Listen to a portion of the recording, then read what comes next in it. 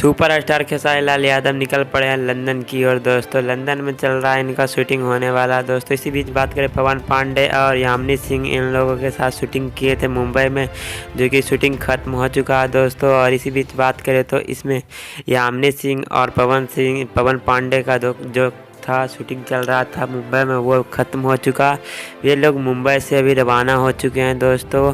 इसी बीच बात करें तो खेसारी लाल यादव और यामिनी सिंह निकल पड़े हैं लंदन में, जो कि शूटिंग होने वाला है। और आप लोग को बता दें कि मुंबई में जो शूट हुआ है गाने का, वो गाना कुछ दिन के बाद रिलीज़ किया जाएगा। सारेगामा हम भोजपुरिया से आएगा और वेब म्यूजिक से आएगा।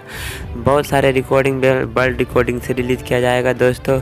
और इसी बीच बात करें तो पवन पांडे ने जो बोला था कि डोली में गोली मार दे 3, उसका भी कोई क्लिप नहीं आ पाया दोस्तों। आएगा तो हम तुरंत आप लोग तक रिलीज़ करेंगे दोस्तों।